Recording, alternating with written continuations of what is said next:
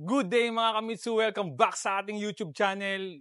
Ito po ang inyong lingkod na si Daryl James Poronda, your sales executive here at Mitsubishi Picabad Santos, Tondo, Manila. So for today's video guys, nandito po tayo ngayon sa stockyard para i-present sa inyo yung ating Montero Sport GLS Automatic Transmission 2025, then Diamond White po yung ating available dito sa casa. So, quick review lang naman po ito ng ating unit. So, tsaka yung promotions and kung ano yung mga freebies na maaari nyo mga avail just in case sa akin kayo kukuha. So, let's start guys.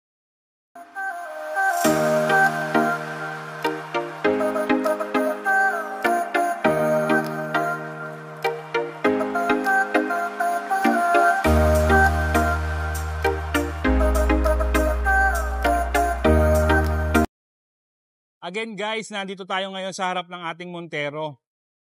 Si Montero is gumagamit pa rin ng dynamic shield front fascia. Bukod sa futuristic tignan, aerodynamic, stylish at saka brusco. Sobrang ganda ng unit natin. So makapapansin nyo rin guys yung radiator grill ng ating Montero medyo malalaki. So ang purpose po kasi nan, it gives better exhaust sa engine natin para at least hindi hirap lalo pag long drive po. In terms of lighting, ang ating Montero is naka-LED na po yung headlight na merong daytime running light na LED na rin. At the same time guys, ito yung pinakabago sa 2025 natin. Meron na po ito illuminating light. So hindi lang po forma. So it gives better visibility lalo sa gabi. Then again guys, naka-LED na rin po yung fog light natin. So dyan din po nakalagay yung active cornering light po ng ating Montero. So, iilaw po yan kapag liliko tayo. Nakalagay na rin po sa radiator grill natin yung camera para sa camera 360. Then yung front diffuser po ng ating Montero, mas nabago na. Mas stylish na po kung i-compare dun sa old model natin. Iba na rin po siya. Again guys, gumagamit si Montero ng green laminated windshield. Bukod sa durability, nililesen din po nito yung sound sa labas para hindi masyadong dinig sa cabin. So mas komportable. So tara guys, pasok naman tayo sa engine bay. Bubuksan natin yung pinaka-engine bay natin para ma-explain sa inyo kung ano yung meron dito sa ating Montero. So yun guys, again, ang Montero Sport is equipped ng 4N15 2.4 liter turbo diesel with Maybach technology. So Maybach technology, it means Mitsubishi Innovative Valve Electronic Control System. So it gives more power, fuel efficient, and less emission. So idea lang guys, just imagine, ang fuel consumption po ng Montero natin is 9 to 11 km per liter sa city driving. Then 17 liter naman kapag long drive po. So ganun katipid ang ating Montero pagdating sa fuel consumption. Ang maximum power output ng ating Montero is 181 horsepower at 3,500 RPM. Then meron po ito maximum power torque na 430 Nm by 2,500 RPM. So ito guys, ito naman tayo sa side profile ng ating Montero. So, syempre, since SUV po ang ating unit, equipped na rin po yan ng step board since medyo mataas yung ating ground clearance. Then, ganun din guys, naka-chrome na rin po yung ating mga side mirrors. Then, at the same time, ganun din po yung ating door handles. Then, nandito po yung ating camera for camera 360. Naka-integrated na rin po yung turn signal light po dyan. Then guys, idea lang, meron din pong roof rail ang ating Montero. So, abang po yan para sa mga roof rack. Pagdating naman po sa tires and wheels ng ating Montero, ang ating Montero is equipped ng 18-inch na alloy wheel. Ang kanyang sukat naman po pagdating sa gulong is 265 by 60 R18. So, pagdating naman po sa brake system, naka-dual ventilated disc brake yung harap at likod po nito. Equipped po ito ng ABS o anti-lock braking system and EBD o electronic brake distribution at saka brake assist. So yung iba nagtataka, bakit sobrang komportable ng Montero pagdating sa riding comfort? Kasi po ang suspension na ginagamit ng ating Montero is double wishbone pagdating sa harap with coil spring and stabilizer bar. Pagdating naman po sa rear, meron po siyang 3-link with coil spring and stabilizer bar. Kaya ganun kakomportable ang ating Montero.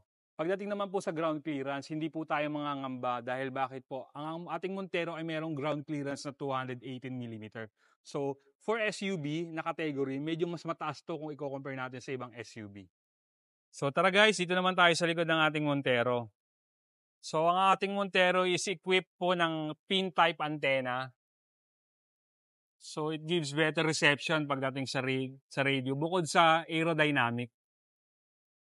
Then guys, since GLS lang po ito o mid-variant, wala po itong spoiler. Pero since kung sakaling sa akin kayo mag-a-avail, palalagyan po natin yan ng spoiler. Then naka-LED na rin po yung ating taillight. So mapapansin nyo, mas maganda na yung ating taillight compared to sa mga successor model ng ating Montero. Then pagdating naman po dito sa ating likod, may reverse camera na rin po yan. Connected sa camera 360. Then naka-chrome accent na rin po yung ating garnish dito sa likod. Then meron po itong 4 na sensor, backup sensor. Then naka-silver accent na rin po yung garnish sa likod ng rear bumper po natin. Na meron na rin po siyang reflector, added visibility sa gabi. So tara guys, pasok tayo sa third row ng ating Montero. So nandito po tayo. Kagandahan po sa Montero, yung ating third seat po, third row seat is na ipo-pull flat. So gaya po niya, no. So mas ma-maximize po natin yung space. Not unlike sa ibang SUV na ang paling ng third row seats is dito sa sideways. So medyo masikip. Ito kapag na-pull flat mo, maaari kang maglagay ng mga luggages o malalaking mga bagahe dyan. So meron na rin po yung lagayan ng tools at the same time yung jack ng ating sasakyan. So para siyang secret pocket o secret pocket niya. Then meron din po yung power outlet socket here. So kailangan ng adapter. May 2 bottle cup holder dyan. Then meron na rin po yung seat belt. So hanggang sa third row. So meron din po tayong lagayan ng mga tools. Then ito po, tatanggalin natin para maibaba natin yung spare tire sa ilalim. So yan, gamit yung tools na kasama.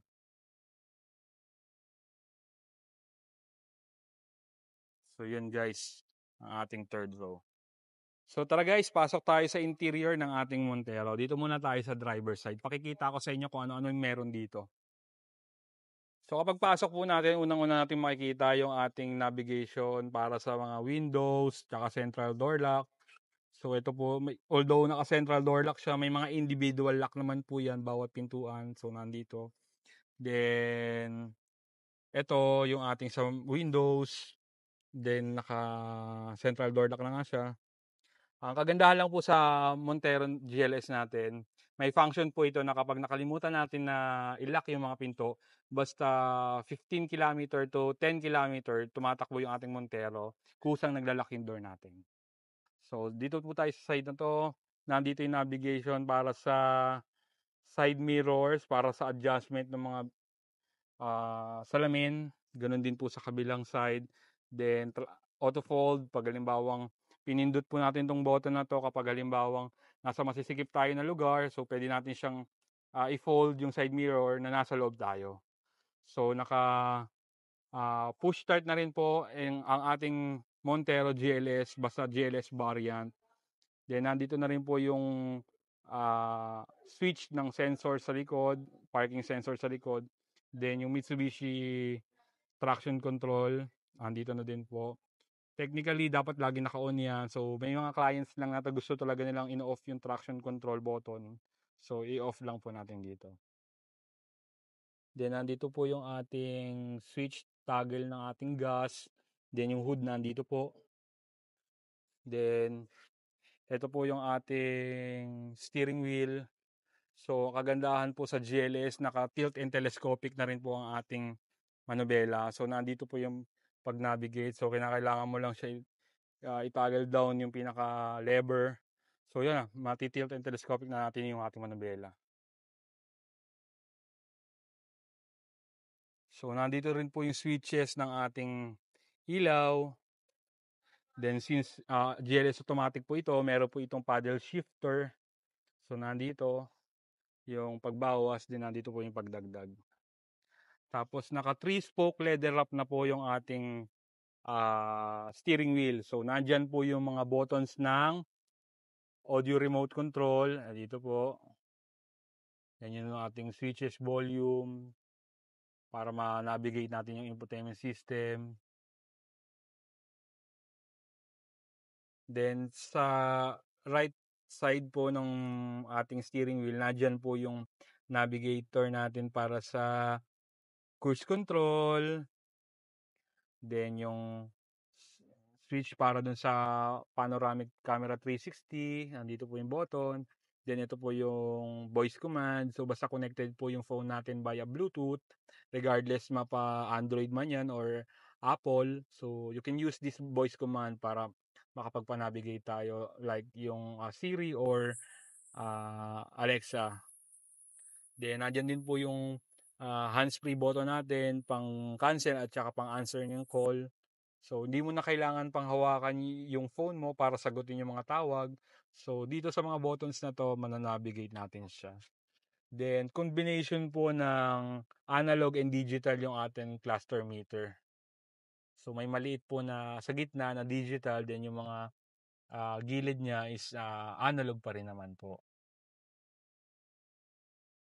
So, nandito po yung ating speakers, then sunglasses na lagayan, pwede po kayo maglagay. Then yung dome lights natin, bulb type pa rin naman po yung ating dome lights. Rear view mirror. Then pagdating naman po sa head unit natin, naka 8-inch na po na LCD display po yan na may SmartLink display audio na capable para sa Android Auto and Apple CarPlay. Basta connected po yung phone natin via data cable, mananavigate na natin. Kung ano man yung nakikita natin sa phone natin, lalabas dito sa head unit. Equip na nga po ang ating Montero ng camera 360. So yan na, makikita ninyo. Then guys, capable na rin po yung ating Montero GLS ng offline na navigation. So yan guys, nandiyan naman po yung ating hazard tsaka yung passenger airbag switch off.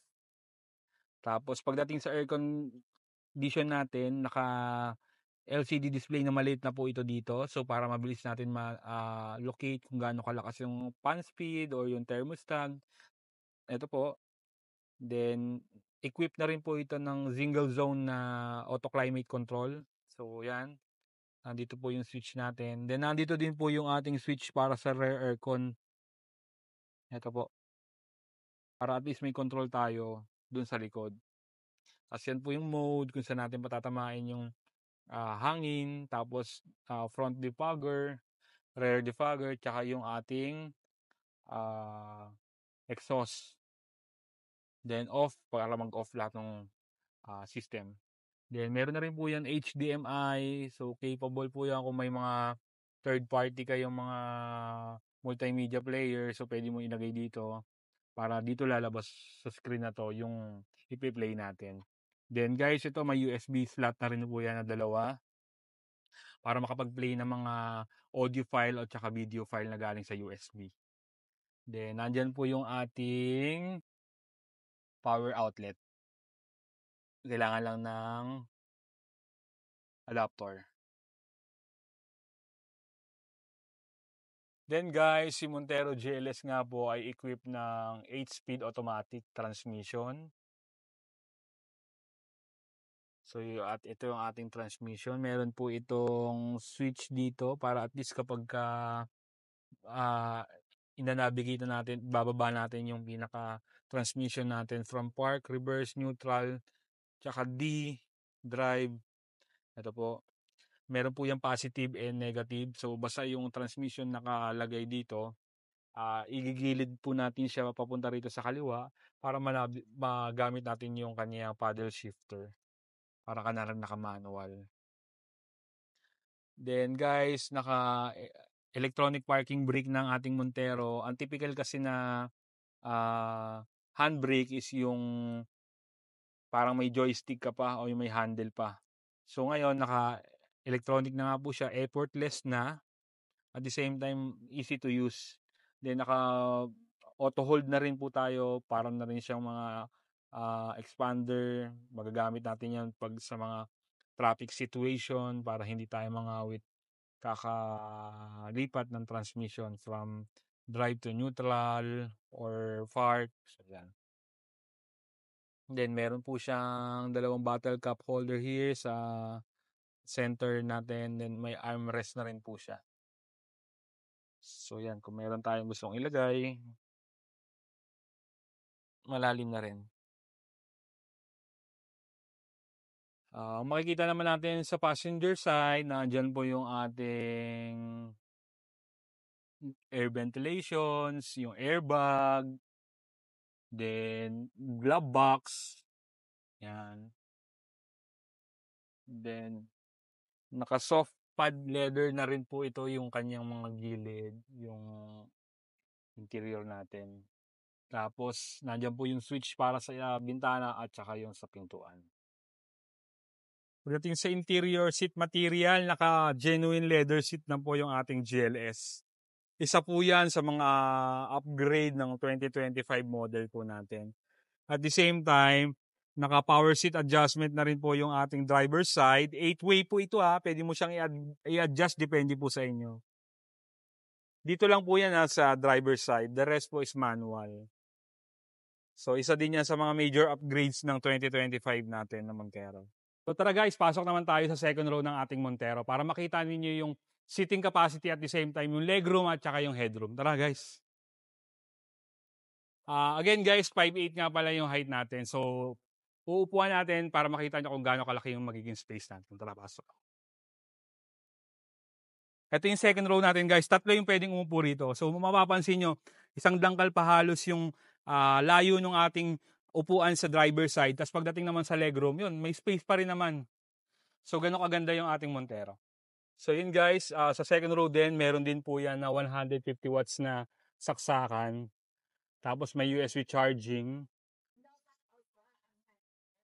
Yan po, dalawang USB.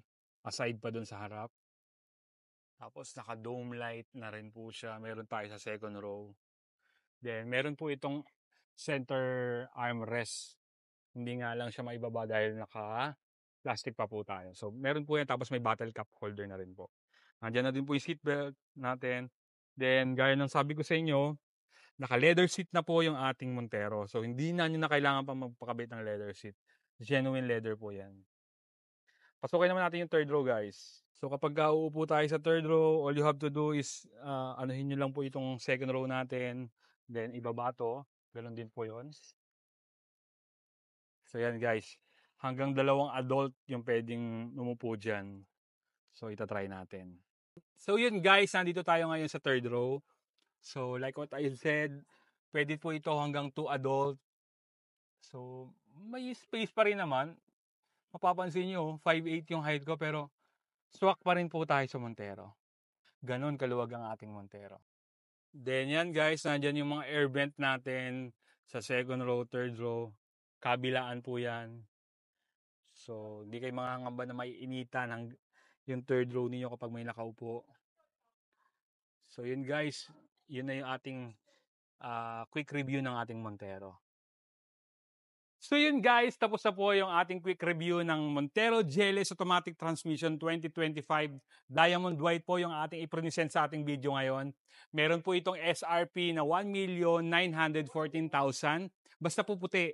Pero kung hindi naman po puti yung kukunin natin like silver and black, meron po itong SRP na 1,899,000.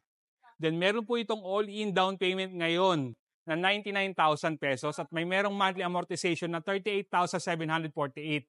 At the same time guys, may ongoing po ito na free 1-month amortization. So, pay after 70 days pa bago mag-start yung first monthly amortization nyo. Then ito guys, i-discuss na natin kung ano-ano yung mga freebies na maaari mo ma-avail just in case sa akin kayo kukuha. So, let's start sa standard freebies. So, meron po itong kasamang Mitsubishi Genuine Matting, 3M tint, emergency warning device, 1-year comprehensive insurance. Ang kagandahan po sa insurance natin is hindi po ito lock-in. So, after a year, maaari po kayong kumuha ng insurance sa iba para mas makamura tayo compare mo sa lock-in natin. Then guys, meron din po itong 3 years TPL, same with 3 years LTO registration, kasabay po yun. So 3 years po silang dalawa. Then meron kasama na rin po sa all-in down payment yung chattel mortgage. Then guys, ito guys, isa sa pinakamagandang promo natin, yung PMS Plus. So normally, ang PMS po ng sasakyan is 1,000 up to 5,000 lamang po, even sa ibang dealer. So sa amin, continuous po ito hanggang 20,000 kilometer. Basta sa amin po kayo magpapa-PMS sa 5 branches. So pasok po kayo dun sa hanggang 20,000 kilometer. Free po yung labor at saka oil filter. Oil na lang po yung babayaran natin just in case magpapa-PMS po tayo. Then kasama na rin po yung factory rust proofing. So buong sasakyan naka-factory rust proofing yan. Then ito guys, isa sa pinakamagandang promo namin, yung extension of warranty instead of 3 years or 100,000 whichever comes first, sa amin extended po yung inyong warranty up to 5 years. Ang kagandahan nun guys, basta alaga sa kasa yung unit ninyo, even kahit anong mileage ng sasakyan ninyo, basta 5 taon, pasok po kayo sa warranty natin. Then ito guys, nasa exciting part na tayo ng video ito. Ano-ano yung mga exclusive freebies na maaari mong ma-avail just in case sa akin po kayo kukuha. Guys, ito yung option 1 na tinatawag ko. So, kasama po dyan yung Thailand Rain Visor, Montero Hood Emblem, GT two-tone mugs, GT spoiler, Mitsubishi keychain, full high definition na dashcam harap at likod. Papa-installan natin ng backup camera yung unit nyo.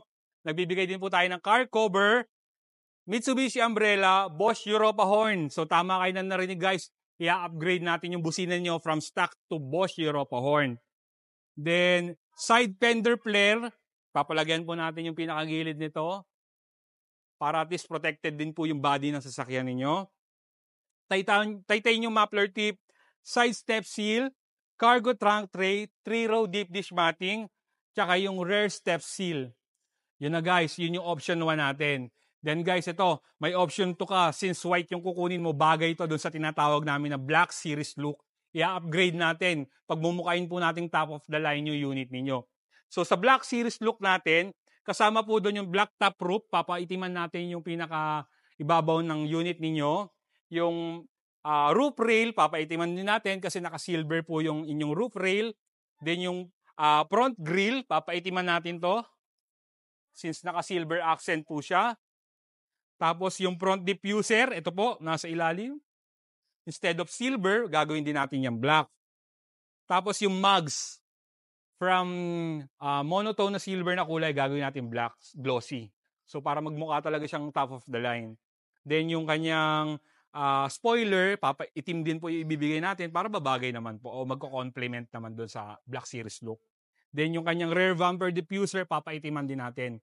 Yun guys, lahat yun ma-avail nyo just in case na ipapa-Black Series look natin yung unit nyo. Bukod pa po yun dun sa mga aside sa naibanggit ko sa inyo mga previous kanina. So ganun kagadami yung previous na ibibigay ko sa inyo.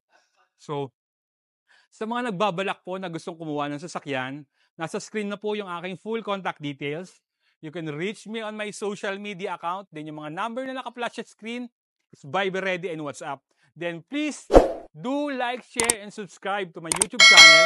And click nyo na rin po yung notification bell button para naman maging updated sila sa mga next video pa natin. So once again, this is your sales consultant, Daryl James Poronda. Now signing out. Ciao!